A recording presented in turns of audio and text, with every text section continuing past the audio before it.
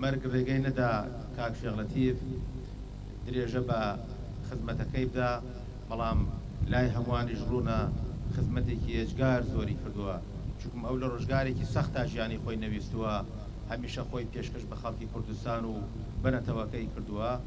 ئەوەندەی خوا تەمەنی داوێت ئەو پیاوە درێخی نەکردووە لە خزمەتکردن، لەگەڵ ئەو بەڕێزانەی کە زۆربەتان لەگەڵی بوون لە ڕۆژگارە سەختەکان ئامادە بووە کاک شێخ لەتیف لە هەر کاتێکدا گیانی خۆی ببەخشێت. ئەوەندەی پێکرا خزمەتێکی جوانی کرد، چ لە شاخ چ لە شار. ئەم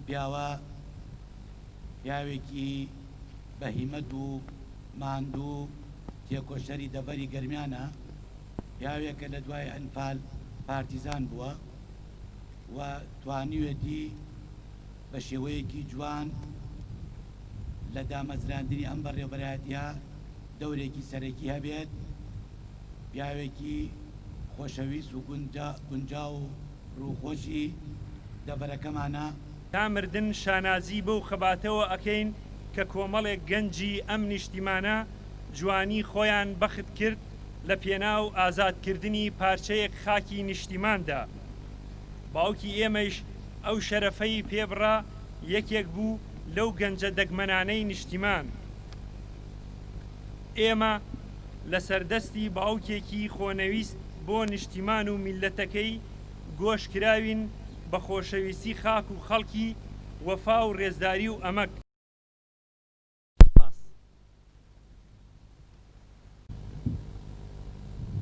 ئامادەبوانی بەڕێز ئێسگەی کوردستانەوە گواستراوەتەوە بۆ وەزارەتی دارایی بەڕێوەبەرایەتی 2003دا لە پرۆسەی ڕووخاندنی ڕژێمی بەڕێوەبەرایەتی پۆلیسی دارستان و ژینگەی گەرمیان بە پلەی مقەدەم وەکو یەکەم بەڕێوەبەرایەتی پۆلیسی دارستان و ژینگەی گەرمیان دەست بەکار بووە. دەخەینە ڕوو لە ساڵی 1000 ئامادەبوانی بەڕێز ئێسەوتن. دواتر پلەکەی عەمید بووە بە پایەی گەی کوردستانەوە گواستراوەتەوە بۆ وەزارەتی دارایی بەڕێوەبەرایەتی